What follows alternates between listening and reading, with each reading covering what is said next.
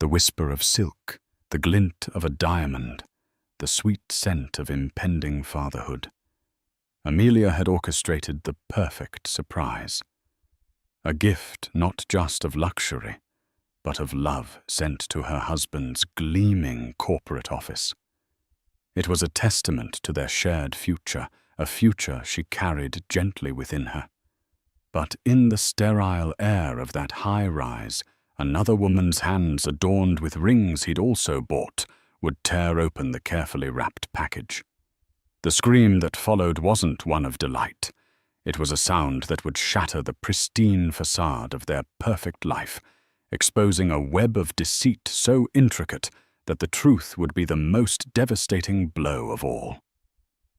Amelia traced the rim of her porcelain teacup, the delicate floral pattern a stark contrast to the storm brewing within her. From the 35th floor of their penthouse apartment, the city sprawled beneath her like a glittering tapestry, a world she and Julian had conquered together. Or rather, a world Julian had conquered and she had graciously adorned.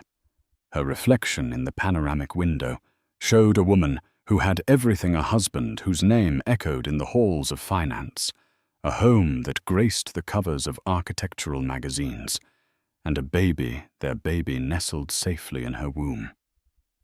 She was 6 months along the gentle swell of her stomach, a constant, wondrous reminder of the new life she was nurturing. This pregnancy, a hard-won miracle after years of quiet heartbreak, had cemented what she believed to be an unbreakable bond with Julian. He had been ecstatic, his usual cool demeanor melting away to reveal a man of surprising tenderness. He'd ordered a custom-built crib from a bespoke furniture maker in Italy, filled a room with every conceivable baby gadget, and massaged her swollen ankles every night with a devotion that brought tears to her eyes. Julian was a man of grand gestures. Their life was a testament to it. Their wedding had been a week-long affair on the Amalfi coast. Her birthdays were marked by surprise trips to Paris or the acquisition of a rare piece of art. He'd once bought out an entire Michelin-starred restaurant for a private dinner, simply because she'd mentioned a craving for their truffle pasta. He called her his queen, his everything. And Amelia, swept away by the sheer force of his affection and the dazzling world he provided, had believed it. Every single word. Today was the anniversary of the day they'd first met. A detail she was sure Julian, in his whirlwind of meetings and multi-million-dollar deals, had forgotten. But Amelia hadn't. She cherished these small, intimate milestones.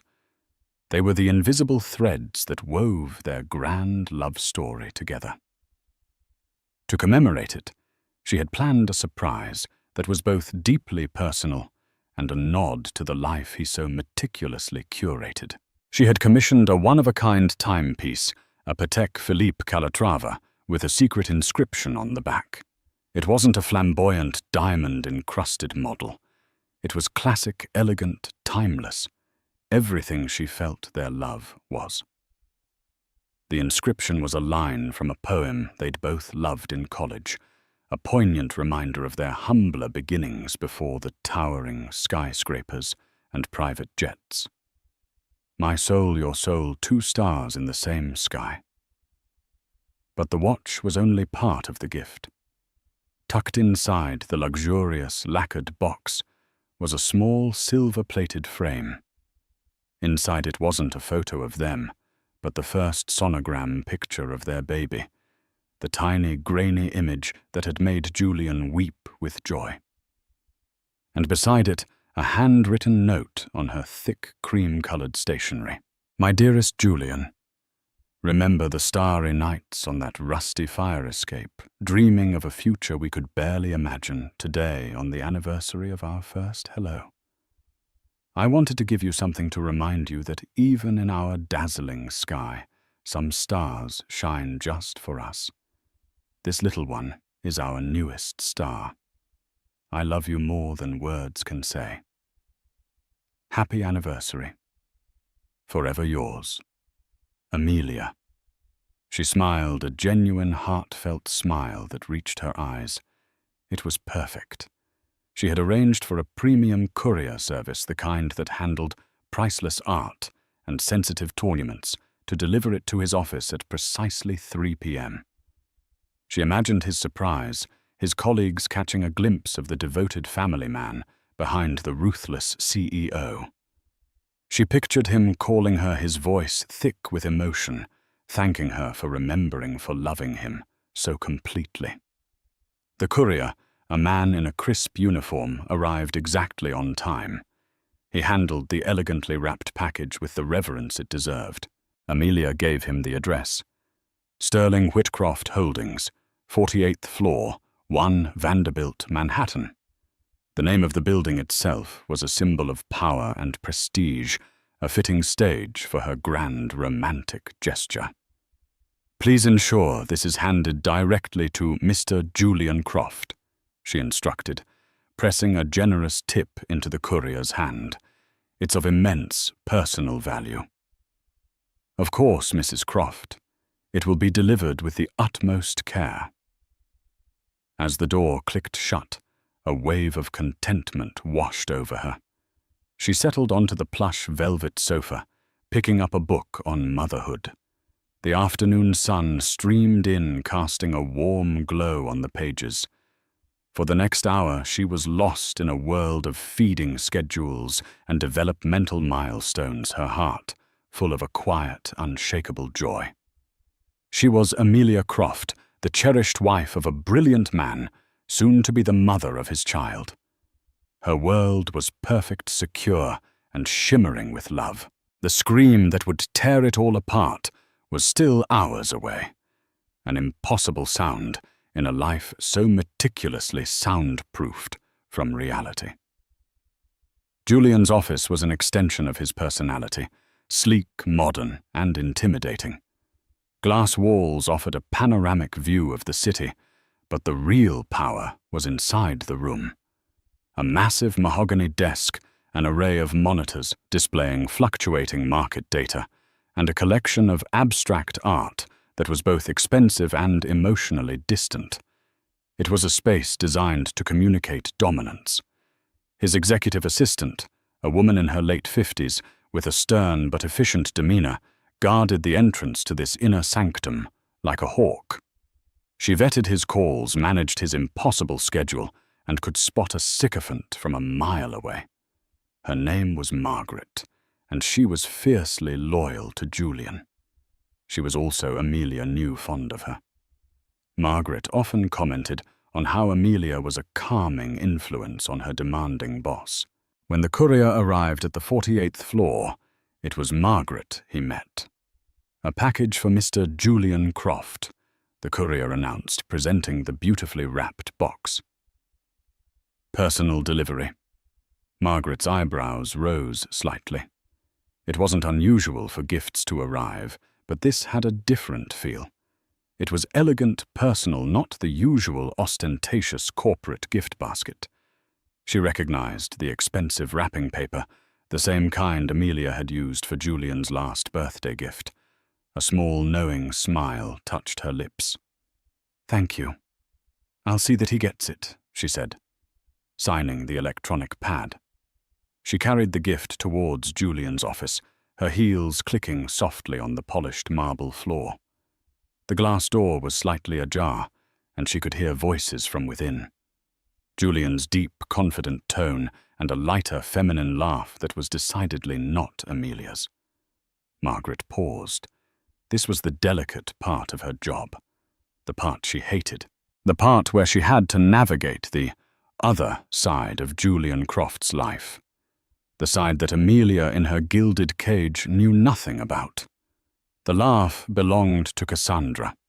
Cassandra was a senior analyst in the mergers and acquisitions department.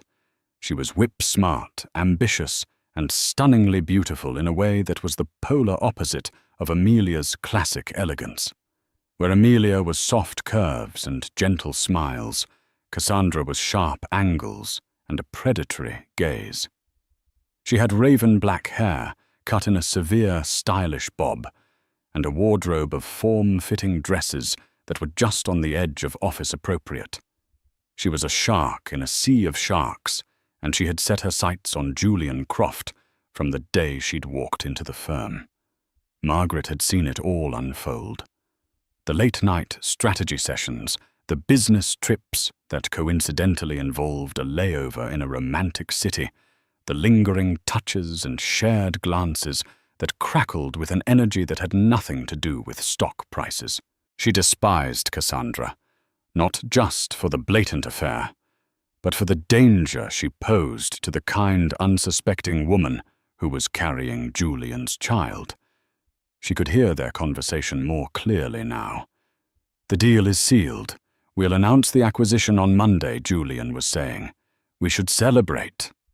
Cassandra purred, her voice dripping with suggestion.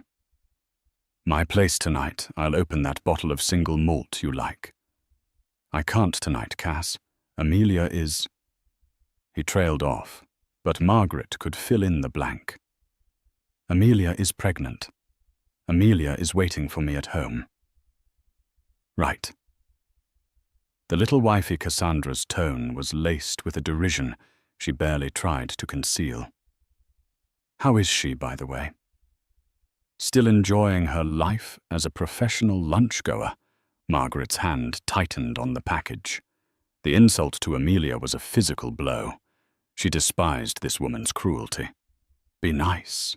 Julian's voice was firm, but it lacked real conviction. He never defended Amelia with the ferocity he used to defend a business deal. "I'm just saying," Cassandra continued, undeterred. "You're here closing the biggest deal of the year, a titan of the industry, and she's at home." "What, picking out nursery colours?" "It's a bit of a mismatch, don't you think?" Before Julian could respond, Margaret decided to make her presence known. She knocked sharply on the doorframe. "Julian. A personal delivery for you." Julian looked up, his expression shifting from one of intimate conspiracy to professional command in a split second. Cassandra, however, didn't bother to school her features.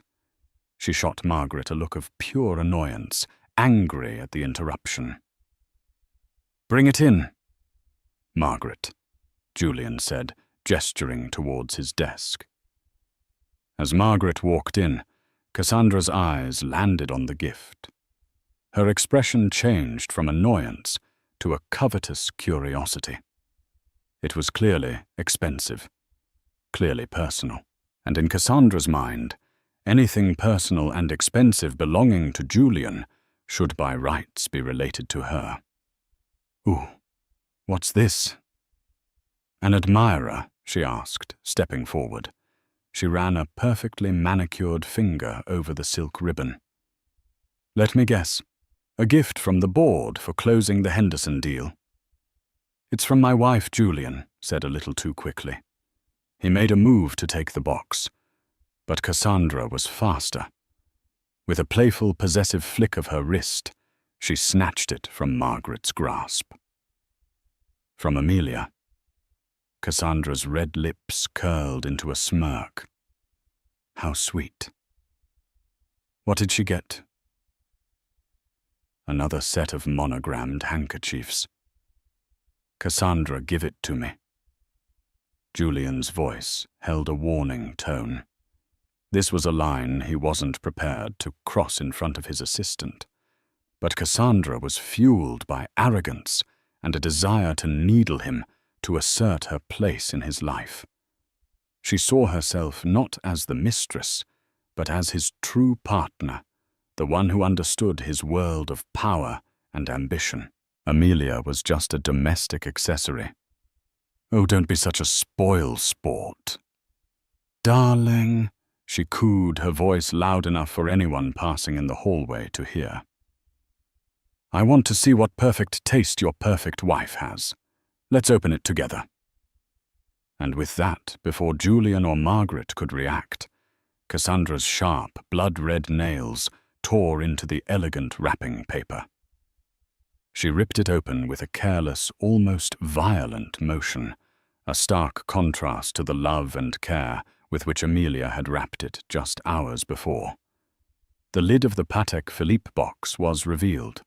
Cassandra's eyes widened with genuine surprise and a flash of greed. "Well, well, Mrs. Croft has expensive taste," she murmured, lifting the heavy lid. The classic, understated beauty of the Calatrava gleamed up at them. For a moment there was silence. Julian stared, a muscle twitching in his jaw. Margaret held her breath, a sense of dread coiling in her stomach. And then Cassandra saw what was nestled beside the watch. She picked up the small silver frame. She tilted it towards the light. Her brow furrowed in confusion. And then she saw it, the grainy black and white image. The unmistakable shape of a fetus, her face a mask of triumphant arrogance just seconds before contorted. The color drained from her cheeks, her crimson lips parted. And then she screamed. It wasn't a scream of surprise or delight. It was a raw, guttural sound of pure, unadulterated shock and horror. A sound of a carefully constructed reality, shattering into a million pieces. A sound that echoed through the glass-walled office, out into the hushed professional quiet of the 48th floor. A primal cry of a secret blown wide open. The scream ripped through the sterile air of the 48th floor, sharp and visceral. It was a sound that didn't belong amidst the quiet hum of servers and the muted ringing of phones. Heads popped up over cubicle walls. The low murmur of business chatter ceased.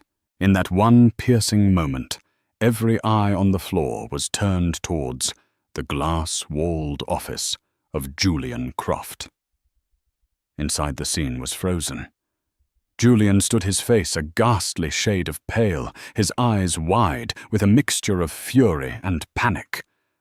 Margaret was rooted to the spot, her professional composure finally cracking as she stared at the unfolding disaster, and Cassandra was trembling. Her hand clapped over her mouth, as if to shove the scream back down her throat. Her other hand still held the silver frame, but her knuckles were white, her grip so tight it threatened to crush the delicate object. What is this?" she finally whispered, her voice a ragged, broken thing. She thrust the sonogram picture towards Julian, her eyes wild and accusing. "What is this?" "Julian!" Julian finally jolted into action, lunged forward and snatched the frame from her hand. He grabbed the watchbox, shoving the picture and the handwritten note back inside with clumsy, frantic movements. "Get out!" he hissed at Cassandra, his voice low and venomous. "Get out now!" But Cassandra wasn't listening. Her gaze was locked on his face, searching for an answer, a denial, anything. You told me you were leaving her. You said the marriage was just for appearances, a business arrangement." Her voice began to rise again, teetering on the edge of hysteria. "You don't have a baby with a business arrangement, Julian." I said. "Get out!"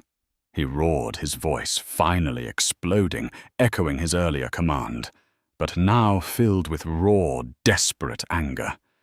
He grabbed her arm, his fingers digging into her flesh, and began to physically propel her towards the door. "Let go of me," she shrieked, struggling against his grip. "You lied to me. All this time you've been lying to me." The spectacle was now on full display for the entire senior management floor. Colleagues, rivals, and subordinates alike were staring, their faces a mixture of shock, fascination, and thinly veiled schadenfreude. The pristine facade of Julian Croft, the untouchable master of the universe, was cracking right before their eyes. Margaret, her training kicking in, moved swiftly to the door. "Everything is fine," she announced in a firm, commanding voice to the gawking crowd. Mr. Croft is handling a private matter. Please return to your work." She pulled the door shut, the click of the latch sounding like a gunshot in the charged silence. She then turned back to the chaos within. Julian had managed to shove Cassandra out of his office, slamming the door behind her. He leaned against it, his chest heaving, his tie askew. He ran a hand through his perfectly styled hair, messing it up for the first time Margaret had ever seen. He looked cornered, trapped. Through the glass wall they could see Cassandra stumbling back to her own desk, a trail of stunned and whispering colleagues in her wake. She collapsed into her chair, her face buried in her hands, her shoulders shaking with violent sobs. The damage was done. The secret was out.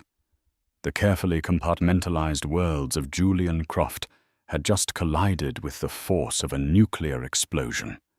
Julian turned his eyes, finally landing on Margaret. His expression was one of pure fury, but it was the desperate fury of a man who has lost control. Not a word of this to anyone, Margaret, he seethed, especially not to Amelia. Do you understand me? Margaret met his gaze, her own expression unreadable. For years, she had been his loyal soldier, his gatekeeper, the silent facilitator of his double life. She had rationalized it as part of the job, a necessary evil in the high-stakes world they inhabited. But the sound of Cassandra's scream, the sight of that tiny sonogram picture, had shifted something within her. It was no longer an abstract indiscretion. It was a betrayal of a woman she respected, a woman who was blissfully awaiting the birth of her child. She is going to call Julian. Margaret, said her voice, steady and cool. She is expecting you to thank her for your gift. What are you going to say? The question hung in the air, heavy and suffocating. Julian stared at the Patek Philippe box on his desk as if it were a venomous snake. The gift, meant to be a symbol of love and shared history, had become an instrument of his exposure. Amelia's perfect, heartfelt gesture had backfired in the most spectacular way imaginable. He snatched the box, opened it, and pulled out the handwritten note. He read Amelia's loving words, her reference to their shared past, her excitement for their future. His face, already pale, seemed to lose another shade of color. The sincerity of her love, the purity of her intentions, was a searing indictment of his own duplicity.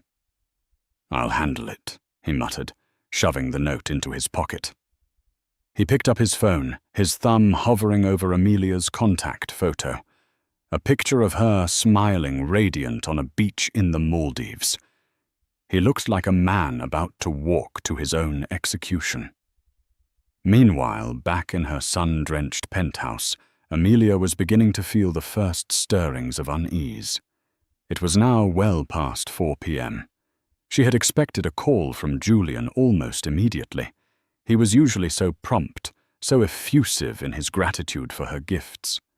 She pictured the scene in his office again, but this time a small, unwelcome detail crept in the press of his schedule, an important meeting he couldn't leave, a sudden market crisis demanding his attention.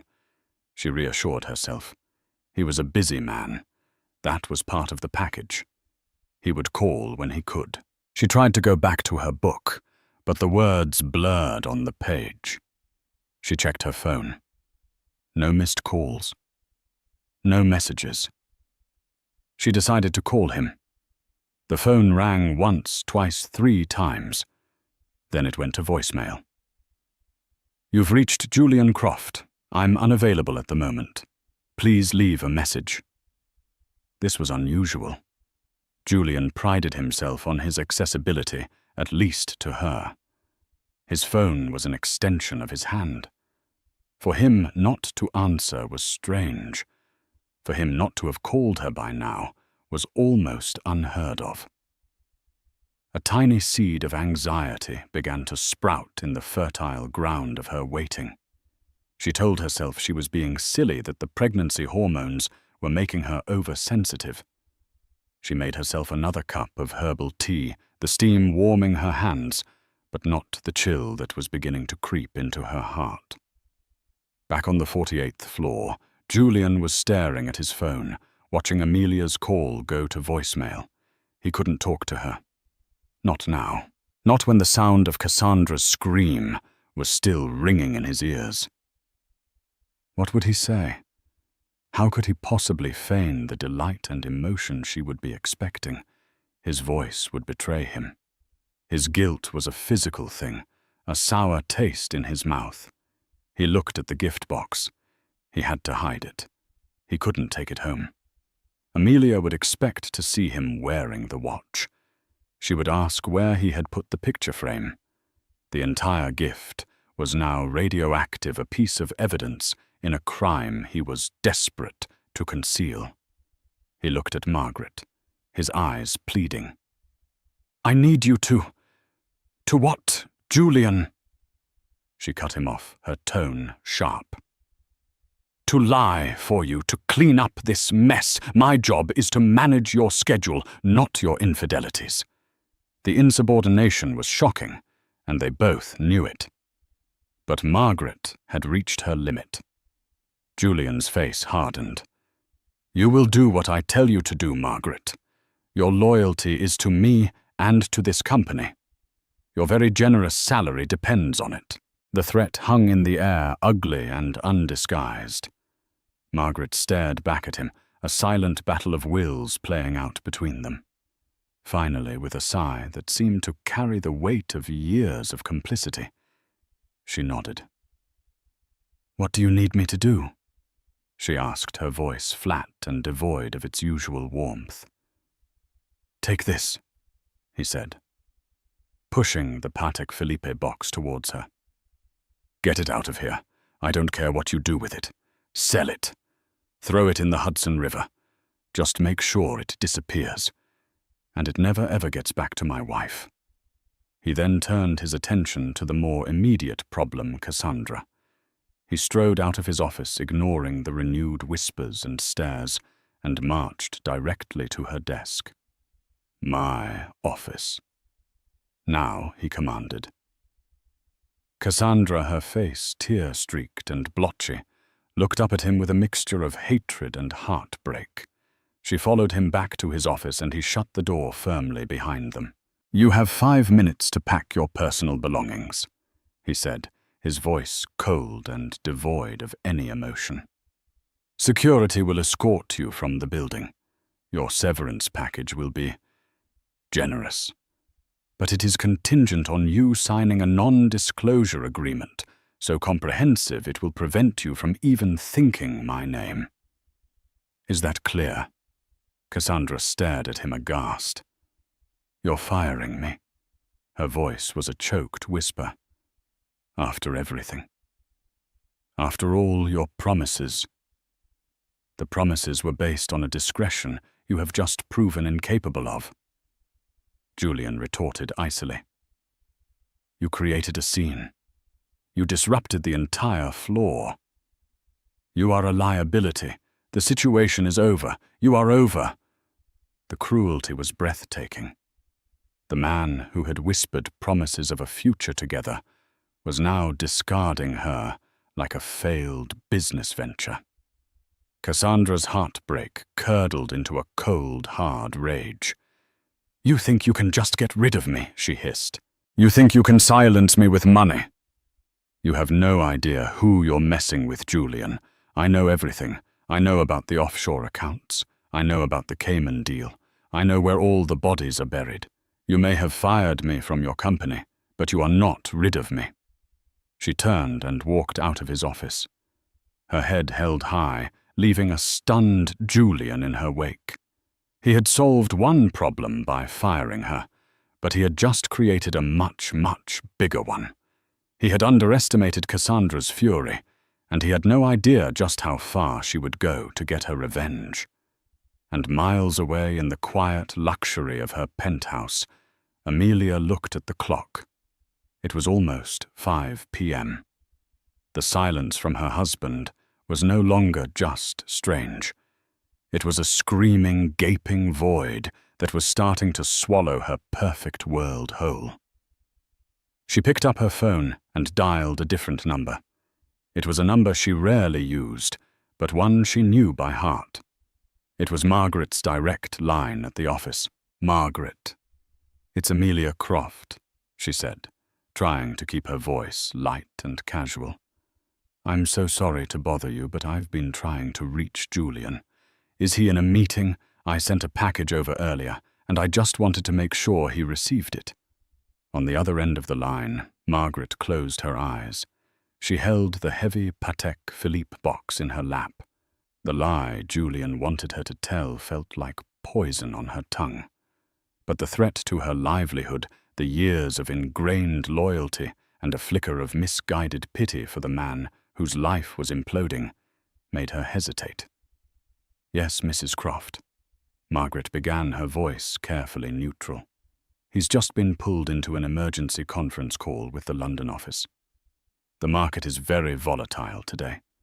He did ask me to tell you that he received your gift and he loves it. He said he would call you the second he is free." The lie was delivered, the first of many, and as Amelia hung up, a wave of relief washed over her, chasing away the earlier anxiety. Of course, a market crisis. It all made sense. She was being silly, oversensitive. Her Julian was just busy conquering the world. He loved her gift. Everything was fine. But Margaret, as she placed the phone back in its cradle, felt a profound sense of shame.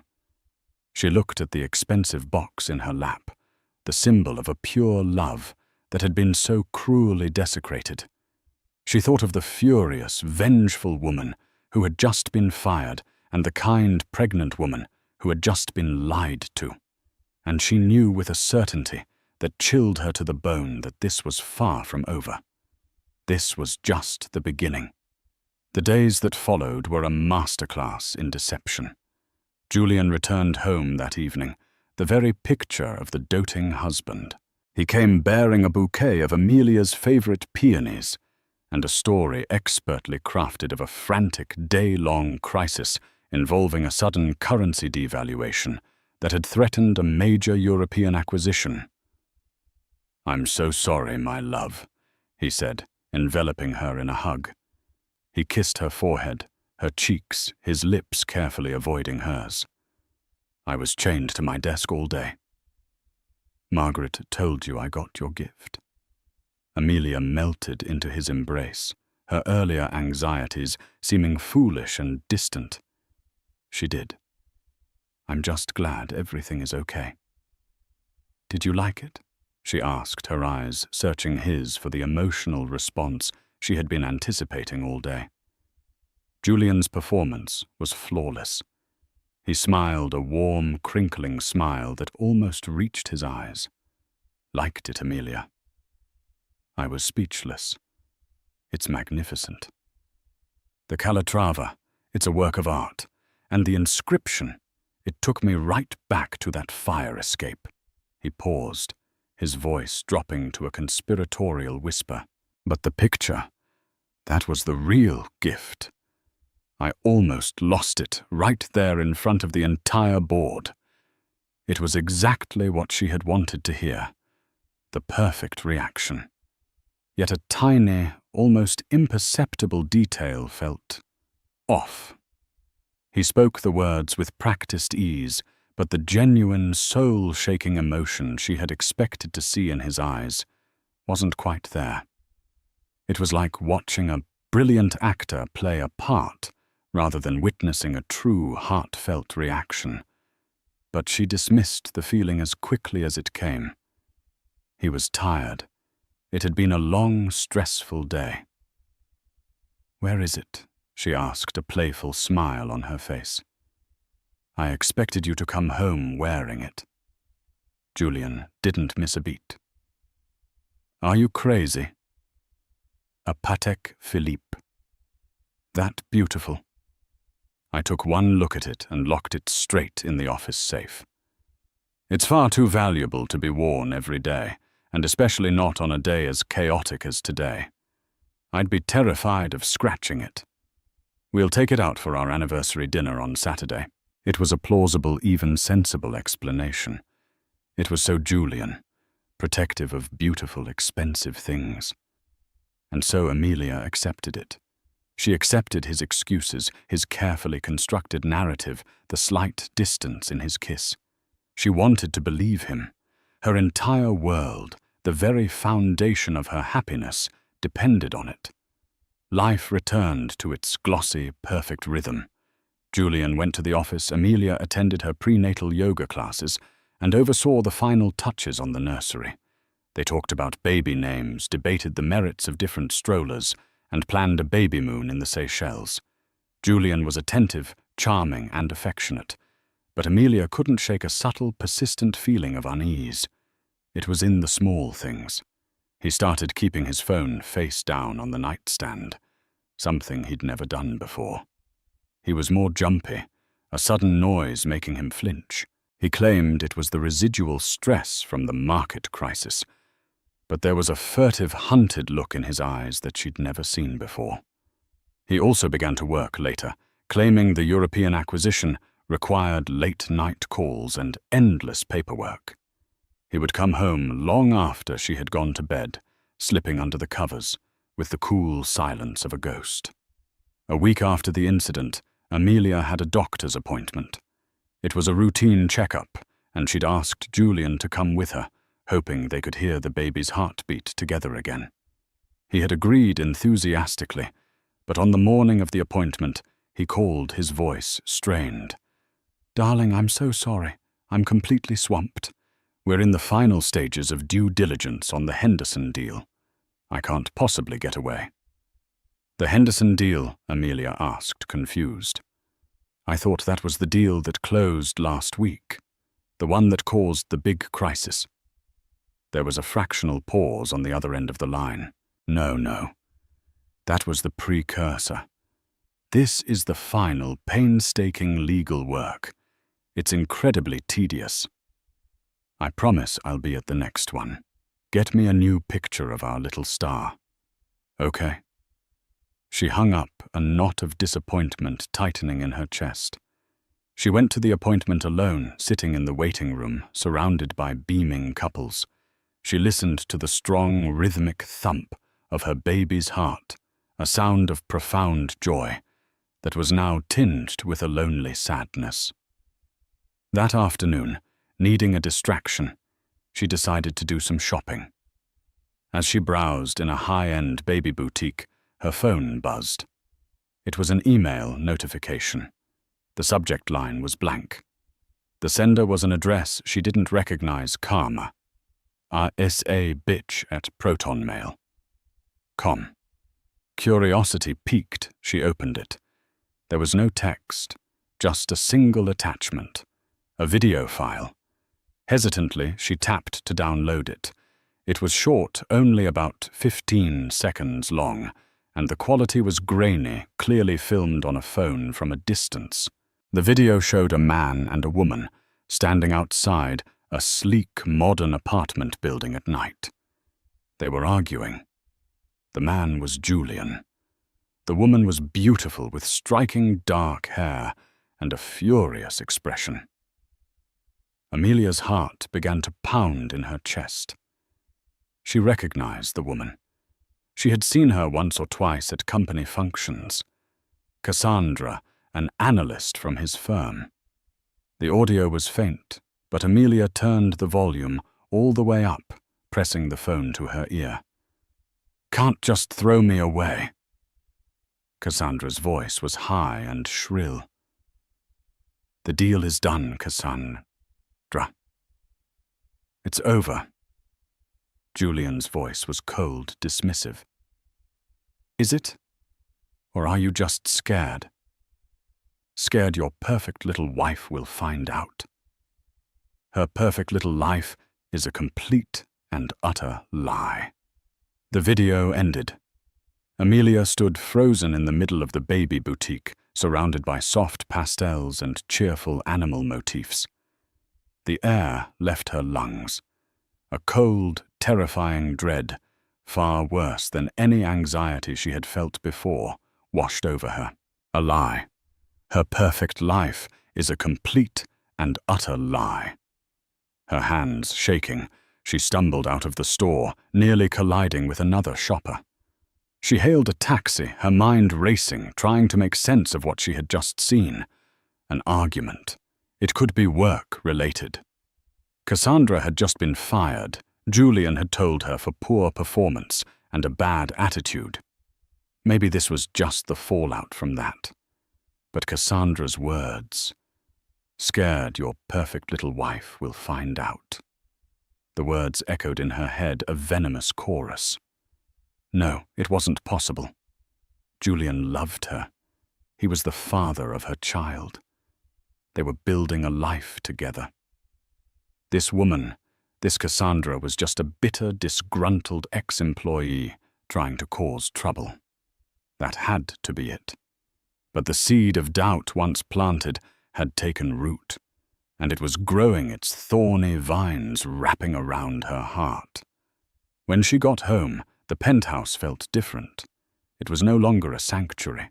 It felt like a stage, a beautifully decorated set for a play in which she was the unknowing lead. She walked into Julian's home office, a space she rarely entered. It was as immaculate as ever. She ran her hand over his desk, her eyes scanning for, she didn't even know what. Her gaze fell upon his briefcase, which he had left by his chair. On a sudden, uncharacteristic impulse, she opened it. Inside were files, a laptop, a leather-bound notebook. She picked up the notebook. His handwriting, a sharp, decisive script, filled the pages. It was mostly meeting notes, market analysis numbers. And then she saw it. Tucked into a side pocket of the notebook was a receipt. A jewelry receipt dated 2 months ago. It was from Cartier. The item purchased a Trinity ring. Amelia's breath caught. The Trinity ring. 3 interlocking bands of gold, a symbol of love, fidelity, and friendship. It was a beautiful, romantic piece, and Julian had not given it to her. Her mind flashed back to the video, to Cassandra's hands gesturing angrily. She remembered seeing the glint of gold on her finger. 3 interlocking bands. The blood drained from Amelia's face. She sank into Julian's leather office chair, the receipt trembling in her hand. This wasn't a disgruntled employee. This was his mistress. The late nights, the business trips, the sudden distance. It all clicked into place with sickening clarity. The lie wasn't just in the video. The lie was her entire life. And then a worse thought, a thought so monstrous it made her feel physically ill. The gift. The Patek Philippe. The sonogram. The story about the office safe suddenly seemed laughably thin. The praise for the gift felt hollow, rehearsed. Why had he really hidden it? What had really happened that day? The pieces began to form a horrifying mosaic in her mind. The scream that Cassandra had let out in the video. It was a scream of shock. What if she hadn't been screaming at Julian in the street? What if she had screamed in his office? Amelia's mind raced back to the day she sent the gift. Her call to Margaret.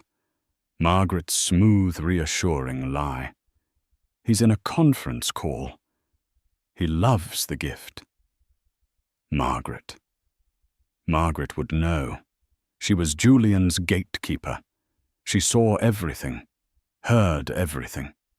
And despite her professional demeanor, Amelia had always felt a current of warmth from the older woman, a hint of sympathy. With a resolve she didn't know she possessed. Amelia stood up. The hurt, the betrayal. It was a physical weight threatening to crush her. But beneath it, something else was stirring. A cold, hard anger. She had been played for a fool. Her love, her pregnancy, her most sacred feelings had been used as props in his sordid drama. She would not be a victim. She would find out the truth. The whole truth. She picked up her phone and dialed Margaret's number again. This time there would be no polite inquiries.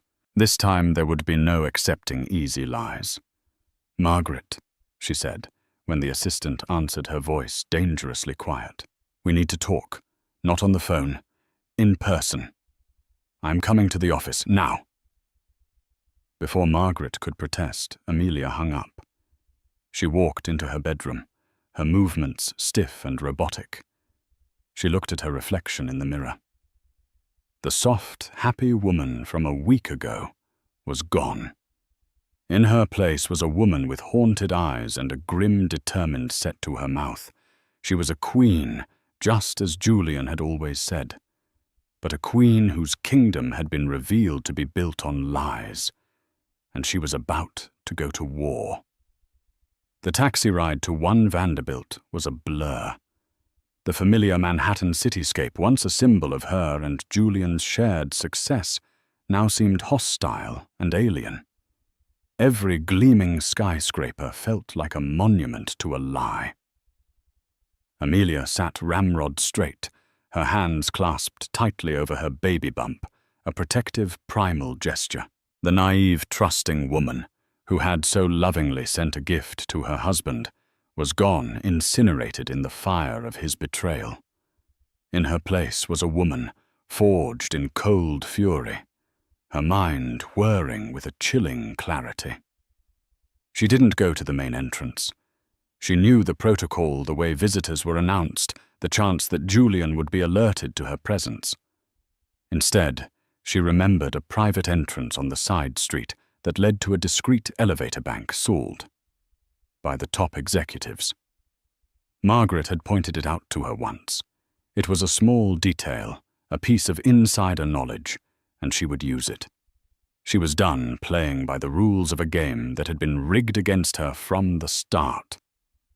When she stepped out onto the 48th floor, the atmosphere was thick with a tension she could now finally understand. The whispers she might have once dismissed as office gossip now sounded like echoes of her own humiliation. She saw the sideways glances, the sudden silences as she walked past. They knew. They had all known. They had watched the drama unfold while she sat in her penthouse, blissfully ignorant. She walked directly to Margaret's desk, her gaze unwavering. The older woman looked up, her face pale. She saw the look in Amelia's eyes, and her professional mask crumbled. What she saw was not the gentle Mrs. Croft, but a woman on the verge of shattering, held together only by sheer force of will. "Mrs. Croft. Amelia, you shouldn't be here," Margaret stammered, standing up. "Don't, Amelia," said her voice low and steady, cutting through Margaret's flustered greeting. "Don't you dare lie to me again. Margaret, I know. I know about Cassandra. I know about the affair." Margaret's face fell. The years of carefully maintained composure dissolved into undisguised pity and regret. How she whispered. "That doesn't matter," Amelia said, her voice sharp. "What matters is what happened here last week. The day I sent the gift, I want you to tell me everything, every single detail. And if you value your conscience, you will not leave a single thing out." Julian was in a meeting in the main boardroom, a glass-walled enclosure in the center of the floor. He was visible to them, pacing, gesturing, commanding the room, completely unaware of the reckoning that was taking place just 50 feet away. Margaret hesitated, her eyes darting nervously towards Julian's office. Her loyalty, her job, her entire life was tied to that man. But then she looked back at Amelia. She saw the profound pain in her eyes, the slight tremble of her hands resting on her pregnant stomach. She thought of the beautiful, heartfelt gift and the ugly, violent way it had been desecrated. The lie she had told Amelia over the phone had been eating at her for a week. The guilt was a heavy, indigestible stone in her gut. "He made me get rid of it," Margaret said, her voice barely a whisper. Amelia's blood ran cold. "Get rid of what?" "The gift. The watch. The picture of your baby." Margaret's eyes filled with tears. Cassandra was in his office when it arrived. She thought it was for her. She opened it, and she saw the sonogram. She screamed. The whole floor heard it. It was a disaster. The scene played out in Amelia's mind, a horrifying, vivid nightmare. The woman who was sleeping with her husband, her hands on the picture of their unborn child. The scream, the humiliation. It was infinitely worse than anything she could have imagined. And Julian. Amelia pressed her voice devoid of emotion. "What did he do?" "He fired her. Right on the spot. Then he gave me the box and told me to make it disappear. He was terrified you would find out." "Where is it now?" Amelia's question was like a shard of ice. Margaret swallowed hard. She reached down into the bottom drawer of her filing cabinet, a drawer she had kept locked all week. She pulled out the Patek Philippe box and placed it on the desk between them. Amelia stared at it. The elegant wrapping paper was gone, replaced by the stark lacquered wood. It looked like a tiny coffin. With trembling fingers, she opened the lid. The magnificent watch was there, gleaming cold and unused. Beside it, tucked away, was the silver frame with the sonogram and her hand-written note. She picked up the note. "My soul, your soul. 2 stars in the same sky." The words, once a declaration of transcendent love, were now a bitter, mocking epitaph. A tear, hot and heavy, finally escaped her and splashed onto the expensive cream stationery, blurring the ink. She wiped the tear away with an angry gesture. This was not the time for weeping. This was the time for action. "Thank you, Margaret," she said, her voice regaining its strength. She closed the box. "You've done the right thing." She looked over at the glass boardroom. Julian's meeting was wrapping up. People were starting to stand, shaking hands. He would be out in minutes. Margaret Amelia said, a new, chilling plan forming in her mind. "Does this company have a town hall meeting scheduled any time soon?" An all-hands meeting for the entire New York office. Margaret looked confused. "Yes, there's one this Friday. Julian is the keynote speaker. It's a big quarterly address." "Perfect," Amelia said. She gave Margaret a look of such intense, cold resolve that the older woman physically recoiled. "I want you to do one more thing for me. And this time, it's not for Julian. It's for me. And for every woman who has ever been made to feel like a fool." 2 days later, on Friday, the auditorium at Sterling Whitcroft Holdings was packed. Hundreds of employees, from fresh-faced interns to seasoned senior partners, filled the tiered seats. There was a buzz of anticipation in the air. The quarterly town hall was a major event, a chance to hear directly from the CEO. But today, the anticipation was laced with something else, gossip. The story of Cassandra's dramatic, screaming exit and swift dismissal had spread like wildfire. Everyone knew something had happened, but the details were murky, speculative. Julian Croft stood at the podium on the brightly lit stage, looking every inch the powerful, confident leader. He was dressed in a bespoke suit, his voice resonant and assured as he spoke about quarterly earnings, market projections, and the company's bright future. He was in his element, the master of his universe.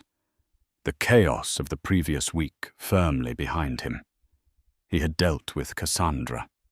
He had placated Amelia. The storm had passed. He was just moving into his closing remarks, a rallying cry about integrity and teamwork, when the main doors at the back of the auditorium swung open. A figure was silhouetted in the doorway. It was a woman. As she walked down the central aisle, a stunned silence fell over the room. Murmurs rippled through the crowd as people recognized her. It was Amelia Croft. She looked radiant ethereal. She was wearing a simple but elegant white dress that accentuated her pregnancy. Her hair was styled perfectly, her makeup flawless. She looked like an angel, an avenging angel. Julian stopped mid-sentence, his words dying in his throat. His face went ashen. He stared at her, his confident posture collapsing, a look of pure, unadulterated terror in his eyes. He knew in that instant that his world was about to end. Amelia didn't look at him. She walked calmly and deliberately towards the stage, her heels clicking with a steady, resolute rhythm on the floor. In her hands, she carried the Patek Philippe box. As she reached the short set of stairs leading to the stage, a few security guards started to move towards her, unsure of how to react. But Amelia simply gave them a serene, dismissive glance, and they stopped confused. She walked onto the stage and approached the podium, stopping directly in front of her husband. She could feel the collective gaze of hundreds of people on her, could hear the frantic whispering. She ignored it all. Her focus was entirely on Julian. She leaned into the microphone, her voice calm and clear, amplified throughout the cavernous room. "My husband," she began, her voice ringing with a strength no one in that room had ever heard from her, "is a man who speaks about integrity, about loyalty, about the values that make this company great." She paused, letting the words hang in the air. Julian was frozen, paralyzed, a statue of a guilty man. "He is also a man of grand gestures," she continued, her voice gaining an edge. "And recently, to celebrate a personal milestone, the anniversary of the day we met, I decided to make a grand gesture of my own." She held up the lacquered box for the entire auditorium to see.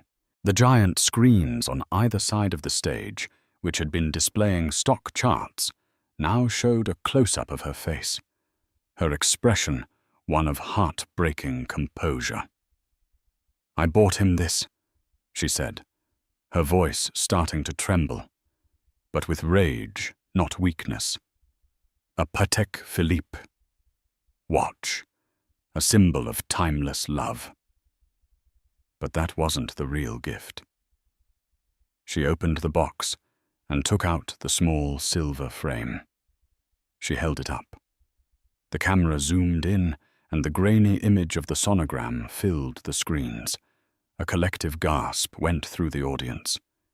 "This was the real gift," she said, her voice breaking for a moment. "Our baby, our future." I sent it to his office, hoping to surprise him to share a moment of joy. She turned her gaze fully on Julian, her eyes locking with his. All the love she had ever felt for him was gone, replaced by a contempt so profound it was like a physical force. But I was not the only one who saw it. My husband's mistress, Cassandra Miller, a senior analyst he was sleeping with for over a year, opened it first. She saw the picture of my baby, the baby of the man who had promised to leave his wife for her, and she screamed. The auditorium erupted. The whispers turned into a roar of shock and scandal. This was better, more salacious than any rumor. This was a confession, a public crucifixion. He lied to me. Amelia's voice soared over the din filled with righteous fury. He fired his mistress to silence her. He took this beautiful gift, this symbol of our family, and he ordered it to be destroyed, to be hidden, so he could continue to live his lie. He stood in our home, looked me in the eye, and told me he loved it while secretly trying to erase its existence. She placed the sonogram picture on the podium, directly in front of Julian. Then she picked up the watch, the magnificent, priceless Patek Philippe Calatrava. "My husband values beautiful, expensive things," she said, her voice dropping to a dangerously quiet level. "He builds his life around them. He acquires them. He controls them. Women companies watches. It's all the same to him." And then, in a move that no one could have predicted, she drew back her arm, and with all her strength, she threw the Patek Philippe watch across the stage. It hit the far wall with a sickening crack and clattered to the floor. Its delicate mechanism shattered its timeless beauty, destroyed in an instant. The sound echoed through the silent, stunned auditorium. Amelia turned back to the microphone, her face a mask of triumphant, heartbreaking resolve. "The assets of this man, of this company, may be vast," she declared, her voice ringing with the authority of a queen who had just reclaimed her throne. "But his integrity is bankrupt, his loyalty is worthless. And as for my assets, the shares in this company that I own in my own name, a very significant portion, I believe, they will be on the market by the end of the day. I believe the term is a hostile takeover. I'm sure you all, as experts in the field, know what that means." She looked one last time at the broken man who had been her husband. His face was slack with shock, his empire crumbling around him on a stage of his own making. Without another word, Amelia Croft turned and walked off the stage, her back straight, her head held high. She did not look back. She walked out of the auditorium, out of the building, and out of the life that had almost destroyed her, leaving behind a storm of her own creation. The Queen had not just left the board, she had flipped the entire table. Amelia's story is a powerful reminder that the truth, no matter how deeply buried, always finds a way to the surface. It's a story of devastating betrayal, but also one of incredible strength and the fierce, unyielding power of a woman reclaiming her own narrative. The shattered watch was more than just a broken object. It was the sound of a gilded cage being smashed to pieces. What happens next? Does Julian's empire truly crumble? Does Amelia, with her newfound power and the impending birth of her child, find a new kind of happiness? The fallout from that day would echo for years to come. If this story captivated you, if you felt every moment of Amelia's pain and cheered for her ultimate triumph, please let us know in the comments. We want to hear your thoughts. Don't forget to hit that like button.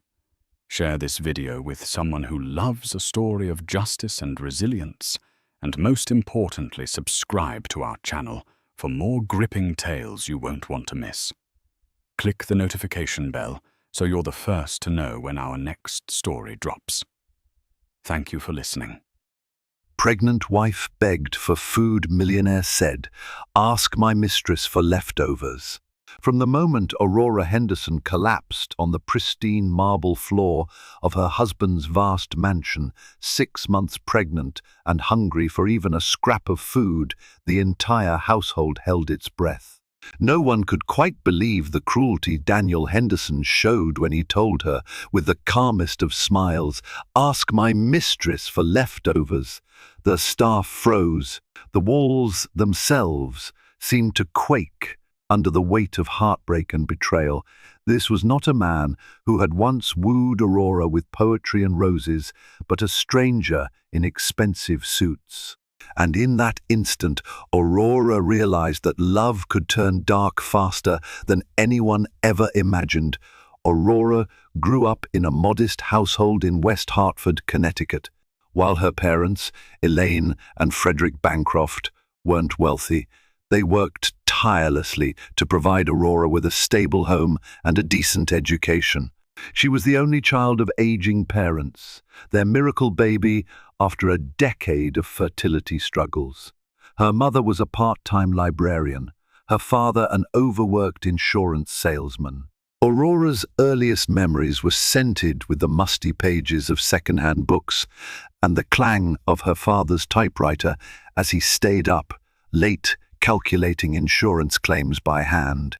Aurora's parents taught her the virtues of kindness and charity from a young age. They might not have had much, but they always made room at their dinner table for a lonely neighbor or a distant cousin passing through. Perhaps that was why Aurora never learned how to be suspicious or how to demand more for herself. She grew up with a soft heart and the belief that if you gave, you would ultimately receive in return. It was the only perspective on life that made sense to her.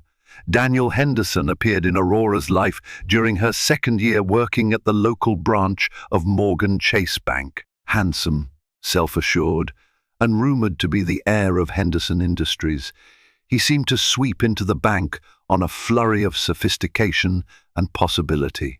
At the time, Aurora was a humble teller, assisting customers with deposits and withdrawals.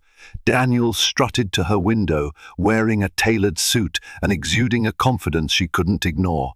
What began as a simple transaction swiftly morphed into conversation first about account balances, then about her favorite authors, and soon about life dreams.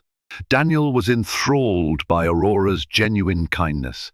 She was different from the usual crowd of flashy socialites he encountered at charity galas and luxury clubs. In her, Daniel saw authenticity, a trait that even he, someone from a wealthy background, had begun to crave. By the end of that week, he asked her out to dinner. Their first date was at a quiet, candlelit restaurant downtown. Daniel listened intently as Aurora described her love for old libraries and how she yearned to volunteer at homeless shelters, but never found time between her job and caring for her elderly parents. She was touched when he opened up about feeling alone in the crowd, being an only child, and losing his mother at a young age. Strangely enough, loneliness was the thread that connected them both, despite their vastly different backgrounds. Aurora was lonely in her humble space. Daniel was lonely in his opulent world. In just 6 months, they were inseparable. Trips to the coast, drives through fall foliage, dancing under star-filled skies, they became the couple that others envied. Aurora adored how Daniel remembered the littlest details, how she liked her coffee light cream, one sugar, her favorite music Mozart for calm Sundays, Stevie Nicks for rainy afternoons, and her dream to one day open a charity for underprivileged children. Aurora couldn't quite believe her good fortune. She thought she'd found a man who was genuinely kind, a man whose heart wasn't hardened by privilege. When he proposed in front of her parents' aging colonial-style home, Aurora's tears of joy lit up the entire neighborhood. Elaine and Frederick Bancroft were overjoyed that their daughter had found a partner who seemed to cherish her so deeply. If there were small, nagging doubts about the stark difference in their financial status and lifestyles, Aurora didn't dwell on them. Love, she believed, conquered all. She would soon learn that sometimes love could be overshadowed by ambition, greed, and betrayal. Aurora and Daniel were married in a lavish ceremony at the Henderson estate in Greenwich, Connecticut. The estate, a sprawling property with manicured gardens, marble fountains, and century-old oak trees, was more extravagant than anything Aurora had ever imagined. Under a canopy of white roses, they exchanged vows that promised devotion, respect, and unwavering loyalty. The wedding was a spectacle. The guest list included corporate CEOs, socialite heiresses, and even a few local celebrities. There was chatter about a cameo by John Chambers, a well-known tech entrepreneur who was an acquaintance of Daniel's father. Everywhere Aurora looked, cameras flashed. For her, the entire day felt like a fairy tale orchestrated just for her happiness. Yet, amid the celebrating and champagne toasts, she sensed a subtle coldness from Daniel's father, Charles Henderson. Charles was the founder and president of Henderson Industries, a conglomerate that dabbled in real estate, finance, and technology. He was widely respected and feared for his ruthless business tactics. In contrast, Daniel had always seemed gentler, more easygoing. There were rumors swirling among employees that Charles was displeased by Daniel's choice in bride. Aurora overheard snatches of conversation indicating that Charles considered Aurora too ordinary for the Henderson name. She brushed it aside, hoping that, in time, Charles would come to see her sincerity and warmth. Soon after the honeymoon, the couple moved into a mansion adjacent to the main Henderson estate. It wasn't a quiet suburban home with a white picket fence. Instead, it was a place of grand halls, polished floors, and staff who bowed their heads every time Aurora entered a room. The first few weeks were dizzying. Aurora tried her best to befriend the butlers, maids, and gardeners, learning their names and asking about their families. She wanted to create a sense of home, even in this palace. But she discovered that the lines between employer and staff were rigidly drawn, an unspoken hierarchy that made genuine friendship almost impossible. As Aurora settled in, Daniel was consumed by responsibilities at Henderson Industries. He'd formally joined the board of directors at his father's request. Work days stretched into nights, and he often traveled to secure new deals or oversee existing projects. Aurora felt lonely in a house so large that her footsteps echoed eerily. To fill her time, she volunteered at a local homeless shelter. She'd wake up early, help the staff distribute breakfast, and spend hours listening to the stories of the less fortunate. It was her way of staying connected to the person she once was, the person who understood struggle and compassion. But cracks in the marriage began to appear once Daniel started bringing his work home. Stress from board meetings, arguments with his father, and pressure to outperform the competition turned him increasingly irritable. Though he never lashed out violently, there was a hardness in his eyes whenever Aurora gently prodded him about the future they once talked about: charities, children, maybe even living a simpler life one day. Then came Aurora's pregnancy, news that should have been a beacon of joy in their marital life. She discovered she was expecting after weeks of unexplained fatigue and morning sickness. Clutching the test results, she rushed to Daniel's study, heart pounding with excitement. She expected him to pick her up, spin her around in celebration. Instead, he stared at the test results, offered a polite smile, and murmured something about not the best time. His aloofness stunned her. Over dinner that night, Daniel brushed aside the subject, complaining about an upcoming deal in Dubai. Aurora felt her spirits plummet. She had hoped that their child would be the glue that bound them tighter, reigniting the warmth that once characterized their relationship. But life under the Henderson name was evidently not a fairy tale that ended with happily ever after. Aurora began to wonder if there was something more, a hidden tension between father and son, a business rivalry, or maybe something else entirely that was draining Daniel's compassion. And then something changed drastically. A phone call in hushed tones, a business trip that didn't quite add up, a credit card statement Aurora glimpsed by accident, listing expensive dinners in the city on nights Daniel claimed he'd been in board meetings. As suspicion planted its seeds, Aurora embarked on a journey to uncover the truth, unaware that the darkness she would find would push her to the brink of desperation. Aurora's pregnancy progressed slowly, marked by bouts of dizziness and morning sickness. She tried to remain optimistic, reading parenting books and scouring online forums for tips on prenatal care. However, Daniel's distant demeanor only grew starker. He came home late, left early, and sometimes didn't come home at all. When pressed for an explanation, he mumbled something about needing to cement key business deals. One cold December evening, Aurora decided to wait up for him.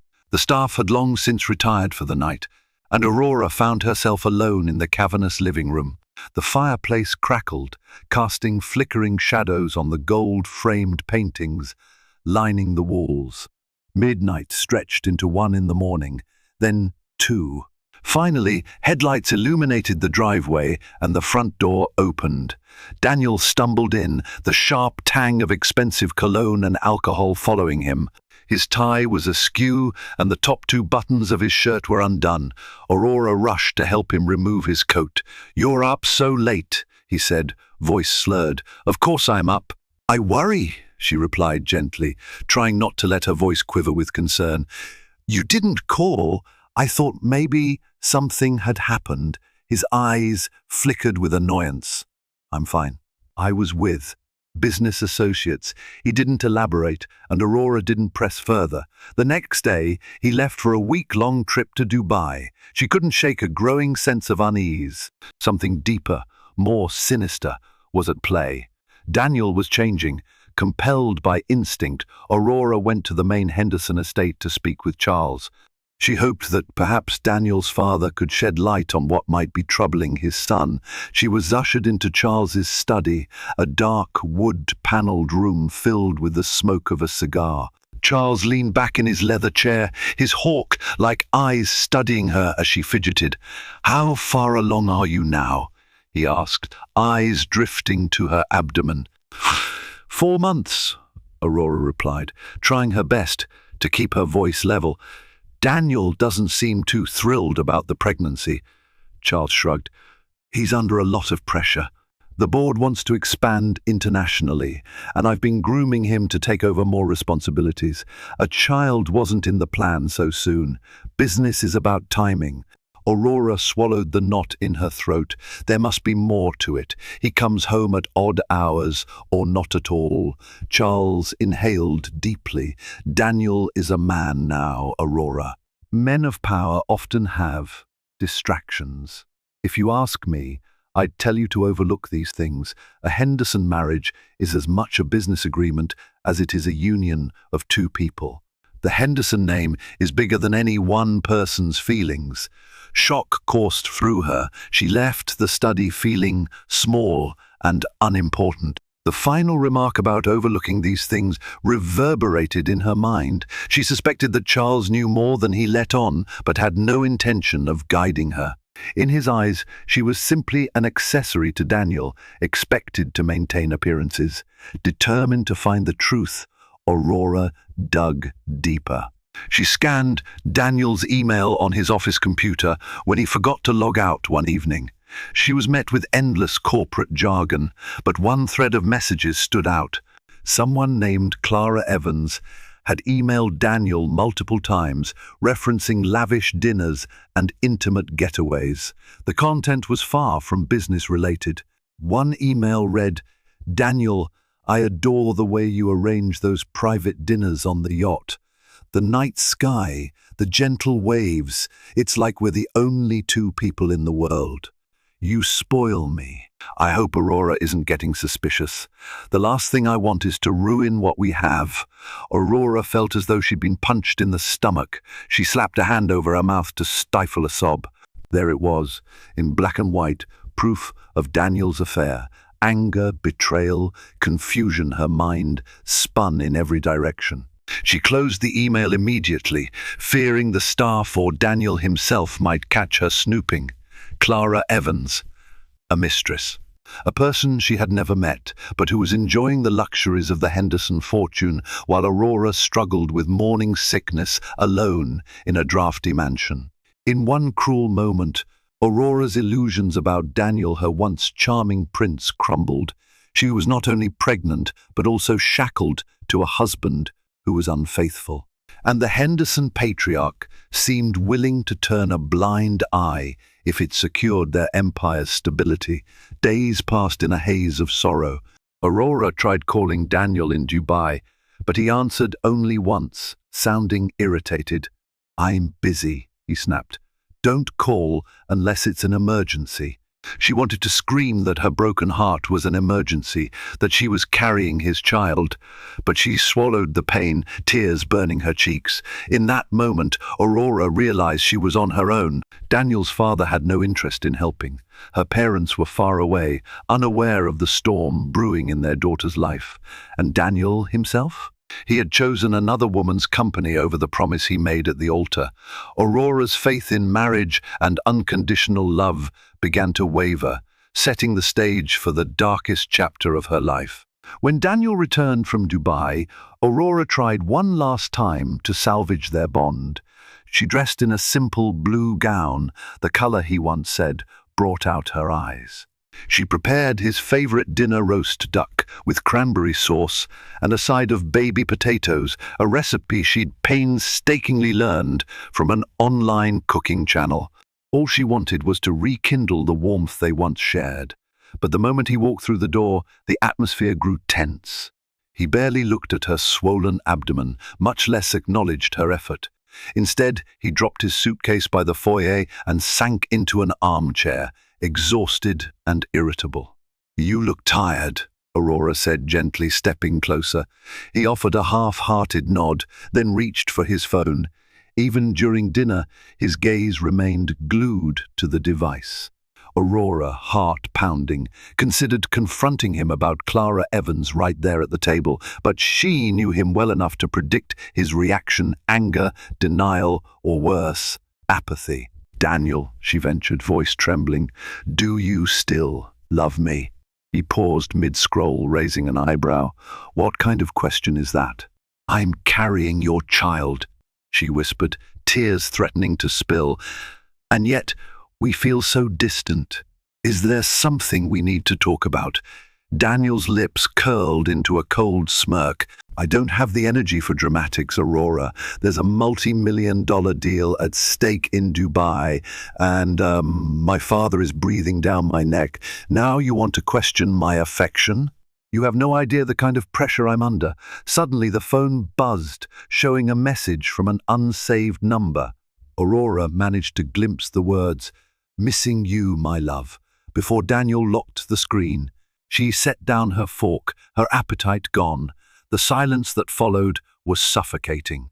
After dinner, Daniel retreated to his study, shutting the door behind him. Aurora sat alone at the dinner table for a long time, staring at the untouched plates. Eventually, she packed away the leftovers, though she herself barely ate. Her mind churned over the next step. Should she confront him openly, threaten to expose his affair to his father or the public? Would she leave? But where would she go, pregnant and jobless?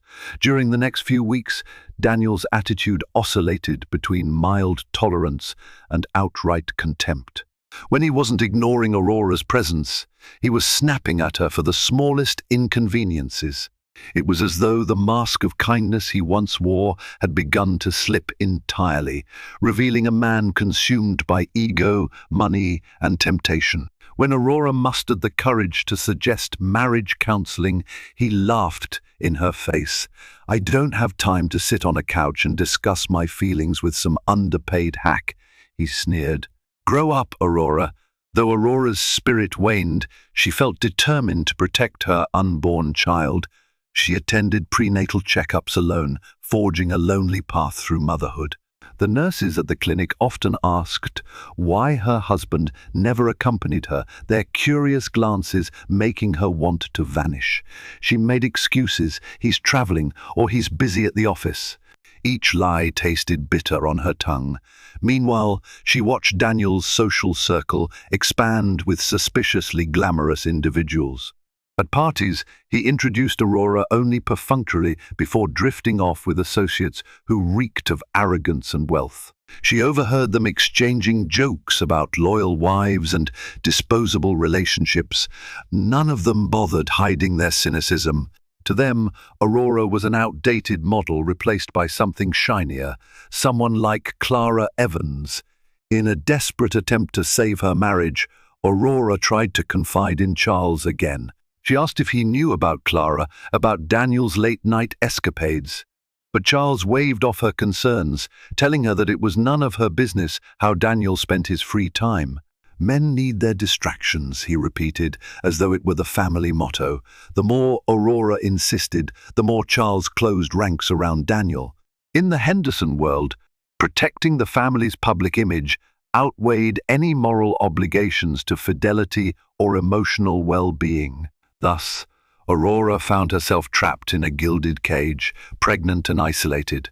Her phone calls to her own parents were brief and heavily edited to keep them from worrying. She felt too ashamed to share the full extent of her misery. The staff, while polite, remained aloof, bound by unwritten rules not to meddle in the affairs of the Hendersons. Aurora trudged through each day with a sinking heart, waiting for a sign, a moment of kindness, or a miracle that might lift her from her despair. Little did she know, events were about to spiral in a way she could never have imagined. And it would all begin with the moment Daniel would utter the most callous remark she would ever hear from the man she once loved. One morning, Aurora woke feeling weaker than usual. The pregnancy was draining her more with each passing day, especially since she scarcely ate enough to keep herself healthy. She'd grown too anxious and depressed to focus on regular meals. That day, her dizziness came on stronger, so she decided to ask the household's head, Chef Maribel, for a light breakfast. But as she entered the kitchen, she noticed Daniel sitting on a bar stool, speaking on the phone in hushed tones, her stomach clenched. He was discussing weekend plans with someone, laughing softly, and it didn't sound like a business call. Clara's name slipped from his lips. Aurora felt the blood drain from her face. She gripped the countertop for support, her heart hammering. Suddenly, Daniel hung up and noticed her. "Oh, didn't see you there," he said coolly, setting his phone aside. Aurora forced a tight smile, ignoring the sting of hearing him mention Clara. She asked Maribel for some toast and tea, hoping to mitigate her lightheadedness. However, her attempt to remain composed faltered when she realized she barely had the strength to hold herself upright. As Maribel prepared the tea, Aurora closed her eyes, trying to steady her breathing. That was when Daniel's phone buzzed again. He picked it up, read the message, and let out a small chuckle. Annoyed, Aurora summoned enough courage to confront him, or at least challenge his disrespect. "Daniel," she said softly, "could you please what?" He cut in, raising an eyebrow. Her words faltered. She wanted to ask him to stop flaunting his affair. She wanted to plead with him to treat her with some semblance of decency, especially in her fragile condition. But the moment she saw the sneer forming on his lips, she faltered. In that instant, her knees buckled. She collapsed onto the kitchen floor, dizziness clouding her vision. Maribel gasped, rushing to help, but Aurora's gaze remained fixed on Daniel. She hoped to see concern in his eyes. Instead, she saw only impatience. "Stand up, Aurora," he ordered, not even moving from his seat.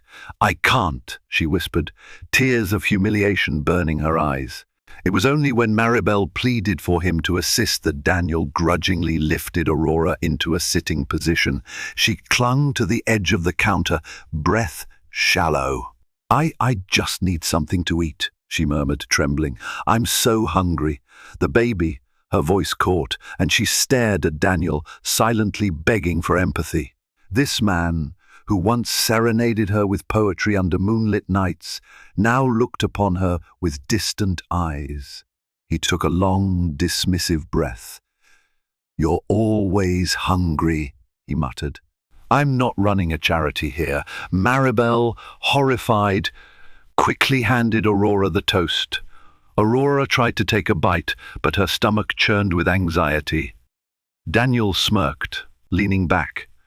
"If you're so desperate for scraps," he said, voice dripping with cruelty, "maybe you should go ask Clara for leftovers.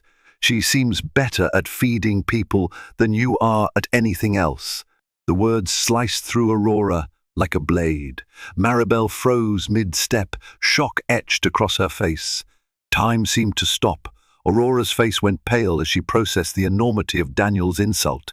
She was pregnant, physically exhausted, and begging for food in her own home, yet her husband demanded she grovel at his mistress's table. In the silence that followed, Aurora's heartbeat thundered in her ears. Never in her wildest nightmares did she think Daniel capable of such callousness. The magnitude of his betrayal was too much to bear, and darkness clouded her vision once again. She fainted, the toast tumbling from her hand onto the cold, polished floor. When she came to, she was in her bedroom. The mansion's private doctor hovered by her side, checking her vitals. Daniel was nowhere to be seen. Maribel stood nearby, worry knitting her brow. Aurora whispered her thanks to the doctor and tried to sit up. Her mind whirled, replaying Daniel's chilling words, "Ask my mistress for leftovers." A wave of humiliation crashed over her, so intense she thought she might be physically ill. That evening, Daniel didn't return home. He didn't call. Aurora stared at her reflection in the vanity mirror, tears streaming silently. She recognized the woman in the glass only vaguely. She appeared thinner, drained, her once vibrant eyes hollow. She pressed a hand to her belly, thinking of the life growing within her. The baby deserved better, and so did she. She lay in bed, unable to sleep, haunted by the day's events. The cruelty was no longer a suspicion. It was a reality she faced daily. She realized there was no boundary Daniel wouldn't cross to demean her. If this was what love had come to under the Henderson roof, Aurora would have to find a different path for her sake and for her unborn child. The questions weighed on her. Where could she go? How would she survive? Was it worth fighting for a marriage that was clearly beyond saving? Aurora had little time to dwell on these thoughts before a new set of complications arrived, ones that threatened to destroy her entirely.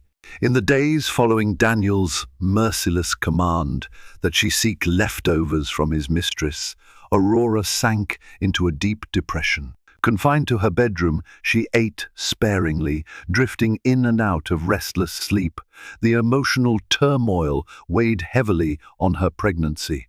She experienced mild contractions and alarming bouts of dizziness. One evening, Maribel knocked softly. She entered with a tray of hot soup and ginger tea, nourishing food that might help Aurora regain some strength. "Miss S. Henderson," Maribel said, her voice gentle, "please, you need to eat something. You've been barely touching your meals." Aurora mustered a weak smile, touched by the chef's concern.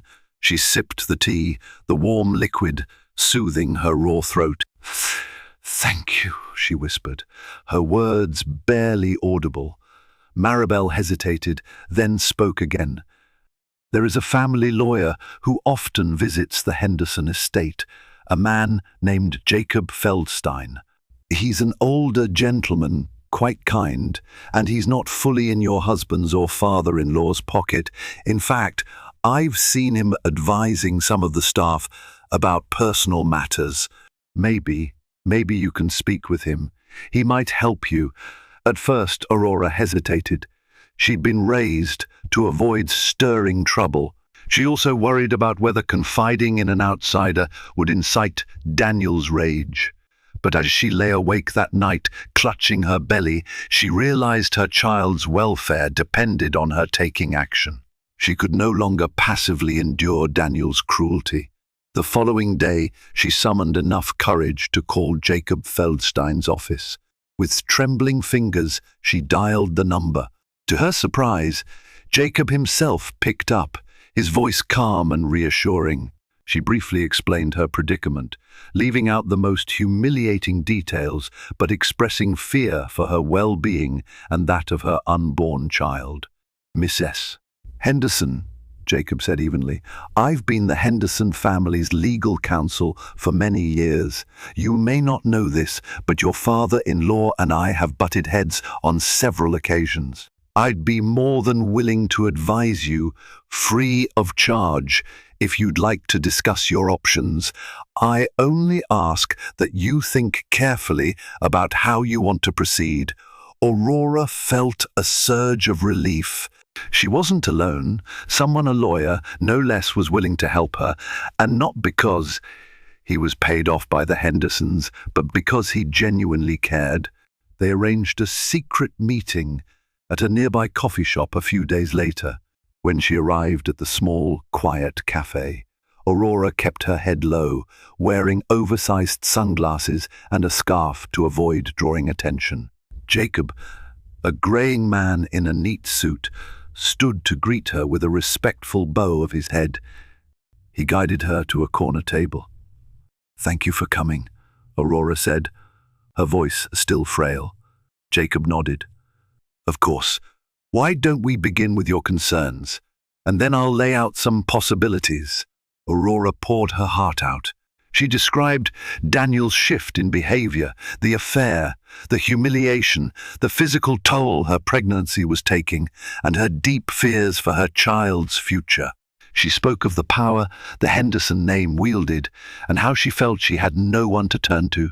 Jacob listened quietly, hands folded on the table. When she finished, he said, "First, I want to assure you that you have rights, Mrs. Henderson financial rights, parental rights, and the right to fair treatment under the law.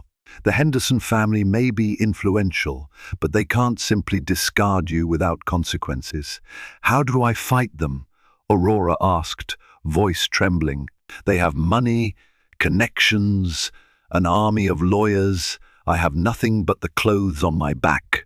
Jacob reached into his briefcase and pulled out a small folder. "Inside are the contact details for a friend of mine, Dr. Mabel Ryan, who specializes in postpartum care and prenatal therapy. I think you should see her. Your health and that of your baby is paramount. If you're feeling unsafe, Dr. Ryan can also point you toward resources for protection and safe housing." Aurora's eyes filled with tears of gratitude. No one in the Henderson circle had ever offered such practical, caring guidance. "I just don't want my baby to grow up in a loveless environment," she whispered, wiping her cheeks with a napkin. Jacob gave a small, sad smile. "Then we'll make sure that doesn't happen. You deserve more than what Daniel and Charles have shown you. There is a humane way forward." They agreed to keep their meetings discreet. Aurora left the cafe feeling lighter. For the first time in months she had hope, and as she walked back to the car, she promised herself she would do everything in her power to protect her unborn child, even if it meant leaving behind the life she once thought was her dream. Yet, hope often triggers backlash from those who sense it as a threat. Unknown to Aurora, her steps toward independence and protection would soon come under relentless attack by the one man who should have supported her above all others. As Aurora ventured into her 6th month of pregnancy, the tension within the mansion reached a fever pitch.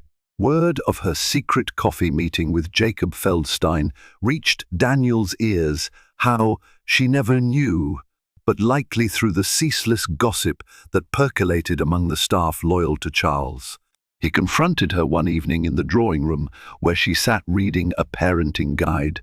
She noticed his reflection in the mirror before he spoke, the anger in his eyes unmistakable.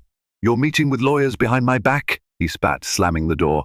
Aurora's heart skipped a beat. I just needed advice." "Advice about what? Filing for divorce? Exposing me to the board?" He stepped closer, his voice dripping with venom. "Don't think for a second you can strong-arm me." Aurora shook her head, tears forming. "I don't want to expose you. I just need to ensure the baby and I have some security. You've left me with no choice." Daniel's gaze flicked to her belly, then back to her face. "Security? In case I toss you out on the street, right? That's what you're afraid of." "Yes," she whispered. "You've made it clear I can't rely on you." He eyed her for a moment, then stepped back, laughing harshly. "My father warned me that your kind always looks for a payout eventually." The comment stung Aurora. Gone was the man who once cherished her. "It's not about money. It's about survival for me and our child." Daniel scoffed. "I'm heading out. When I return, I expect you to drop whatever nonsense you've begun with Feldstein, or else you'll regret it." The slamming door echoed throughout the mansion, leaving Aurora trembling. She knew the threat was real. Though Daniel had never physically harmed her, the emotional abuse and intimidation continued to escalate. Days later, she discreetly visited Dr. Mabel Ryan, the therapist Jacob recommended. Doctor. Ryan's clinic was small but welcoming, adorned with pastel walls and soft music. Aurora felt immediate relief. The therapist listened to her story, offering a compassionate ear. They talked about mental health, coping strategies, and worst-case scenarios. Dr.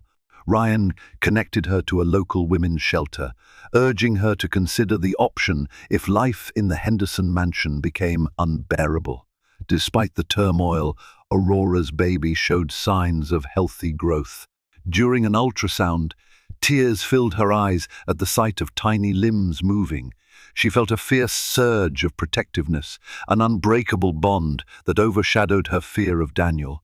She left the appointment with renewed determination, but as often happens with secrets, Aurora's medical visits came under scrutiny. Charles summoned her to his study, a place that had always made her uneasy. She found him smoking a cigar, his expression stony. "Daniel tells me you're plotting something. Suing us for alimony or stealing from the Henderson Trust. Which is it?" he demanded. Aurora swallowed hard. "I'm not stealing anything. He slammed a hand on the desk, causing her to flinch. "I won't allow the Henderson name to be dragged through scandal. My sources tell me you've been visiting a therapist and a lawyer, presumably to build a case. That stops now." She lifted her chin, determined not to cower. "I only want a safe environment for my child. If Daniel won't provide that, then I have every right to find a path on my own." Charles's lips twisted into a sneer. "You're naive if you think you'll come out on top. Our legal team will shred you the moment you try to cause trouble. Remember, you have no claim to Henderson Industries beyond Daniel's goodwill." Aurora realized then that leaving with dignity might be impossible if Charles had his way. She left the study with a pounding heart, adrenaline coursing through her veins. She reached for her phone, thinking to call Jacob or Dr. Ryan, but decided against it. She'd already put them at risk by associating with them. That night, as she lay in bed, her baby kicked gently. She placed her hand over her stomach. "I won't let them hurt you," she whispered. "I promise." Unbeknownst to Aurora, her vow would soon be tested. Hidden forces within the Henderson Empire had started mobilizing to ensure she remained quiet and compliant. The storm was gathering, and Aurora was caught in its center, desperate to find a glimmer of dawn. As Aurora walked through the mansion halls one dreary afternoon, she noticed the staff whispering, casting furtive glances her way. She felt more isolated than ever. Suspecting they knew of her looming conflict with Daniel and Charles, she forced herself to stand tall, refusing to appear beaten, no matter how exhausted she felt. She was halfway across the corridor when a timid voice called out, "Miss S. Henderson?" Turning around, Aurora recognized one of the junior maids, a soft-spoken girl named Isabel. She looked barely out of her teens, her hands trembling around the feather duster she clutched. "Isabel, isn't it?" Aurora asked gently. "Yes, Mum. I've come to see if you need anything." The maid darted a nervous glance behind her, ensuring no one overheard. Aurora offered a weary smile. "Thank you, Isabel. I'm all right." Isabel hesitated, then lowered her voice. "I'm worried about you. We all are. Mr. Henderson, that is. Daniel, he's been meeting with men in the study, men who don't look like regular business associates. They frighten us. We heard rumors that they've been discussing how to handle some issue." Aurora's stomach twisted. She had no proof, but the implication was clear. She was the issue. "I appreciate the warning," she said softly, trying to conceal her alarm. "I'll be careful." For the next few weeks, Aurora felt eyes on her everywhere she went. She started locking her bedroom door at night. Daniel, meanwhile, grew bolder with his affair, sometimes bringing Clara Evans home under the guise of social gatherings. Aurora refused to attend these events, preferring the solitude of her room to the humiliation of mingling with Daniel's mistress. The staff, forced to obey Daniel's commands, served Clara politely but with visible disapproval. One evening, as Aurora attempted to get some rest, her phone buzzed. It was a text from an unknown number. "Meet me in the garden behind the greenhouse at midnight." Important, a curiosity and a flicker of hope stirred in Aurora. That night, she quietly slipped out of the mansion. The garden was shrouded in moonlight, the greenhouse's glass walls reflecting ghostly white. She found a figure standing there, hooded by a coat. As she approached, the figure turned a woman with long, dark hair. Aurora's breath caught in surprise. It was Alicia Darcy, a board member's wife, who Aurora barely knew beyond the occasional polite greeting at Henderson events. "I'm sorry to startle you," Alicia said softly, glancing around to ensure they were alone. "I had to speak with you privately." Aurora tucked her arms around her growing belly, uncertain. "What's this about?" Alicia's expression was grim. "I know about Daniel's affair and Charles's intimidation tactics. My husband is close with Charles, so I overhear things that might help you. I've seen how they've treated you. It's not right." Aurora's eyes welled with tears of both relief and fear. "Why would you risk helping me?" Alicia gazed at the ground. "Because I've been in your position, more or less. My husband and Charles are cut from the same cloth. I've seen them ruin people's lives for daring to oppose them. I don't want you and your child to become collateral damage." With trembling hands, Alicia handed Aurora a small flash drive. "These are some documents I copied from my husband's laptop. Emails, financial reports, proof that Daniel and Charles have channeled money into suspicious accounts. If you ever need leverage or if you fear for your safety, this could help you strike a deal. But be careful. If they discover you have this, they'll do anything to destroy it." "And you?" Aurora stared at the flash drive, heart pounding. She felt the gravity of this act. Possessing incriminating information about the Henderson Empire was like holding a live grenade.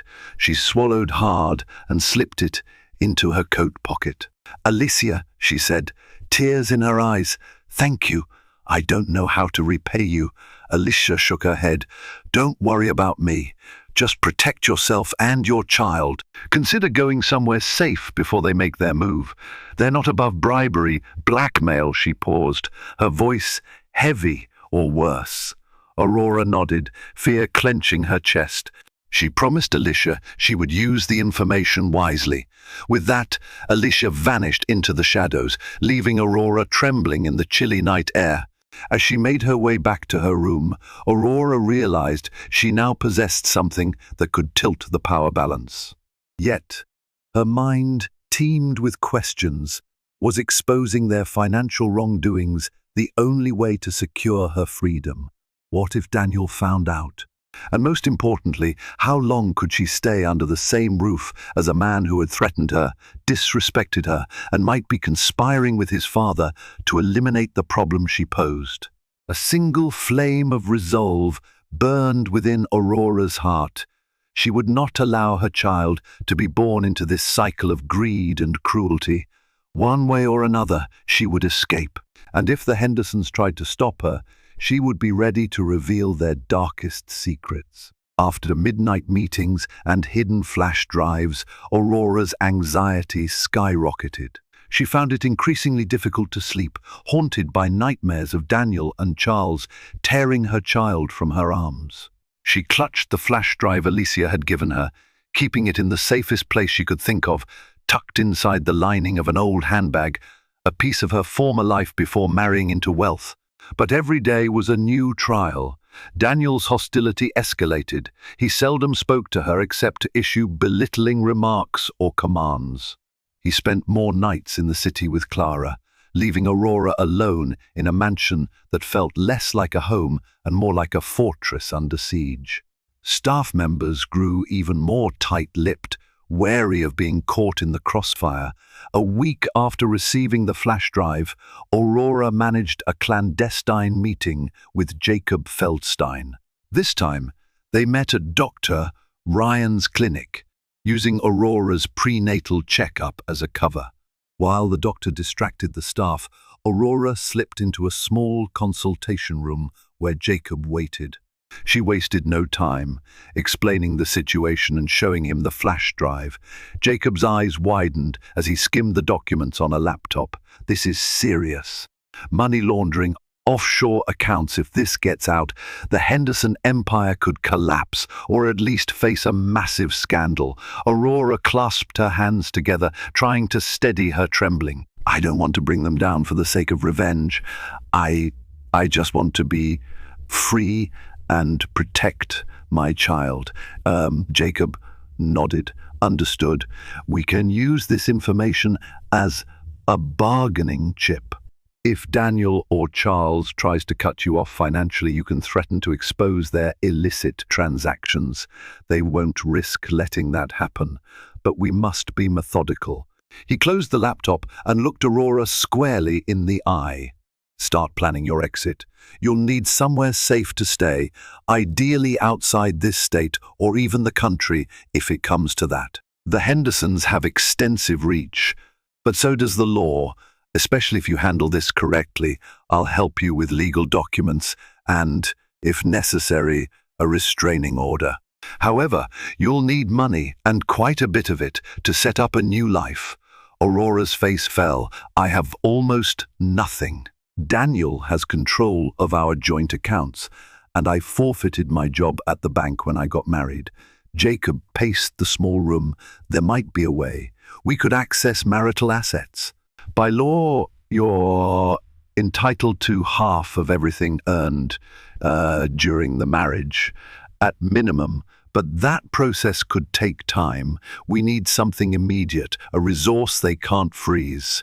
Aurora's thoughts flicked to the pile of wedding gifts, many of them unused or sold off by Daniel. Then she remembered the safe in Daniel's office, where he often bragged about storing emergency cash and important documents. She had no idea of the combination, but perhaps she could find it. The plan was risky. If caught, Aurora could face Daniel's wrath.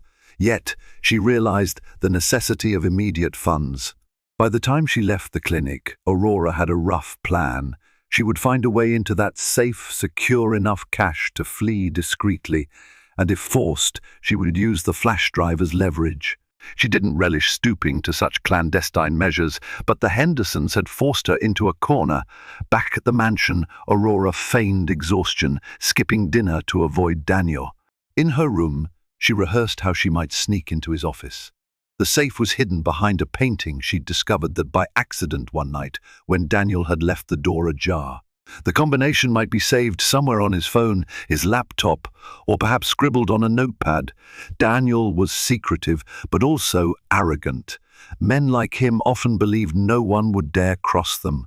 That night, while Daniel was out again, she crept into the office, heart pounding. She tried to recall the exact location of the painting. Moonlight streamed through the window, illuminating the large portrait of Charles Henderson. Carefully, she pulled it aside. There it was, the sleek steel door of the safe. She tried turning the dial randomly, but with no success. She needed the combination. A creak in the hallway made her freeze. She listened intently, heart thudding, but the footsteps receded. Gathering her nerves, Aurora scanned the desk. Daniel's laptop was password protected, of course. She rummaged through drawers and discovered a battered address book. Flicking through it, she found a loose page with scribbled numbers. 1218-0606, 2490. No clue what each set meant. She tried them on the safe. The second set, 0606, clicked the lock open. Inside lay bundles of cash, documents, and a small pistol. Aurora's breath caught at the sight of the weapon. Carefully she pushed it aside. She grabbed a few bundles of cash enough to start a new life without drawing immediate suspicion. She also glimpsed a folder marked private offshore. Not wanting to linger, she photographed the documents with her phone, then replaced them as neatly as possible. Sweating, heart racing, Aurora returned the painting to its place. She slipped out of the office, clutching the stolen cash close to her chest. Her next steps would be crucial. Quietly securing a plane ticket, forging a plausible excuse for leaving, and timing her escape perfectly. Even so, uncertainty gnawed at her. Daniel and Charles were powerful. They would not let her go easily, especially not with their unborn heir. Yet, beneath her fear, Aurora felt a spark of empowerment. After all the humiliation she had endured, being told to beg from the mistress's table, she was finally fighting back. But the greatest test still lay ahead, as Daniel's empire wouldn't crumble without a fight. And in that battle for her freedom, Aurora would have to risk everything. The night of Aurora's planned escape arrived with a foreboding calm. She had booked a last-minute flight to Seattle, where an old childhood friend, Felicity Parker, had agreed to shelter her until she could figure out her next steps. Aurora packed only the essentials, clothing for a few days, her prenatal vitamins, and the stash of cash she'd taken from Daniel's safe. She also kept the flash drive close, a nuclear option she hoped she wouldn't have to detonate. Throughout the day, she feigned normalcy. She forced herself to attend a short dinner in the dining hall, where Daniel barely acknowledged her, more engrossed in text exchanges with Clara. Charles was absent, attending some corporate function. At around 9 o'clock, Aurora excused herself, claiming pregnancy fatigue. She returned to her room, heart pounding. She planned to leave at midnight, driving away in her old sedan before the staff made their rounds, but fate rarely cooperates in times of crisis. Shortly after 11, her door burst open. Daniel loomed in the doorway, eyes blazing. Behind him stood Charles, face grim. Aurora's blood ran cold. They knew. Planning a little trip, Daniel sneered. He strode in, sweeping his gaze over the small suitcase on the bed. Aurora's hand flew to her chest. "I was just—" "Don't lie," Charles barked, stepping forward. "We have security cameras, Aurora. We saw you sneaking around Daniel's office. We know you've been siphoning money." Aurora swallowed, her mind racing. She made a last, desperate attempt at composure. "That money belongs to me, too, legally. I'm your wife, Daniel. We share our assets." Daniel's lip curled. "Don't get technical with me, and don't forget who owns the roof over your head." "You have nowhere to go." She mustered every ounce of courage. "I'm leaving. I won't subject myself or my child to any more of this cruelty." Charles let out a harsh laugh. "Child? You think you'll be allowed to keep that child if you walk out on the Henderson family? I can line up 1,000 lawyers who'll prove you're an unfit mother. Try me, Aurora." Tears welled up, but she stood her ground, trembling with rage. "Then I'll go public," she said, pulling out the flash drive. "All the offshore accounts, the dirty deals, it's all here. So you can try to keep my baby from me, but I'll bury you and Henderson Industries in scandal." Daniel's eyes widened, flicking to the flash drive. Charles clenched his jaw so hard that a vein in his temple pulsed. The tension in the room was like a live wire, ready to snap. "You ungrateful," Daniel began, but Charles cut him off with a raised hand. "Let's not do anything rash." "Aurora, be reasonable," Charles said, attempting a calm he clearly didn't feel. "Think about the child. You leak that information, you destroy Daniel's legacy and your child's inheritance. You'll be raising a Henderson heir in poverty." Aurora's resolve wavered momentarily. She did want her child to have a future, but she shook the thought away. "My child deserves a loving environment, not just money." Charles's mask of negotiation slipped.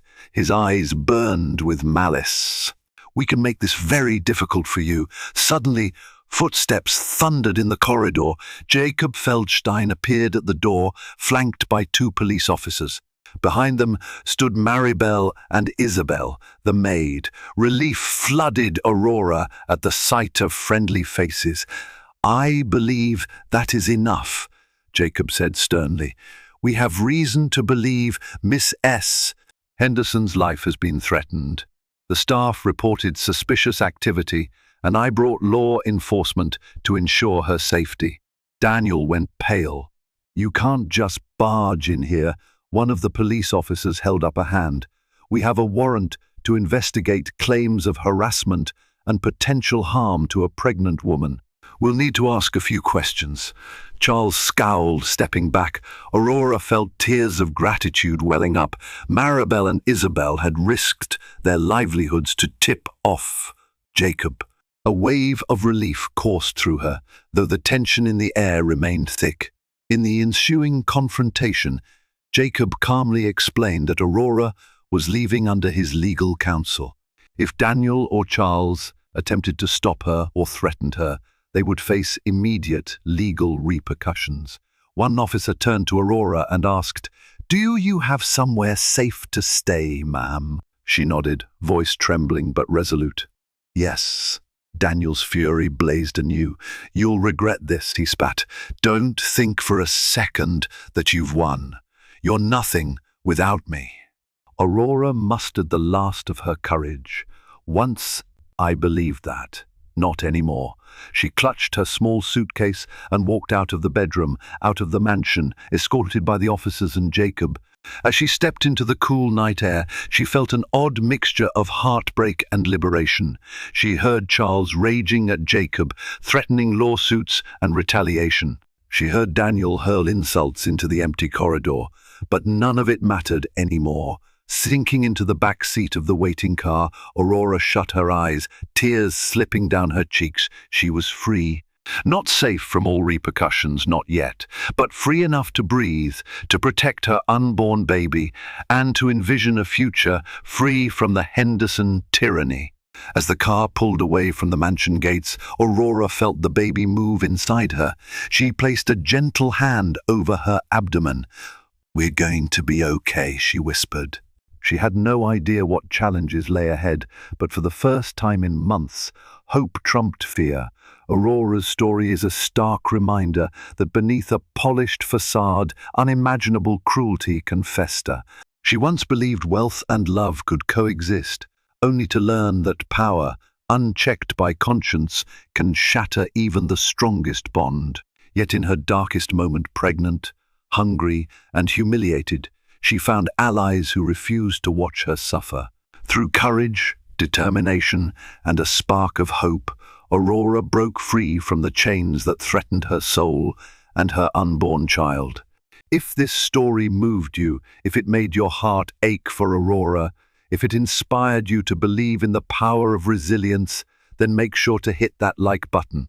Share this story with friends and family who might need a reminder that hope can dawn from the bleakest night. Subscribe to this channel for more riveting tales of triumph, heartache, and the unbreakable human spirit. Your support fuels the stories that need to be told.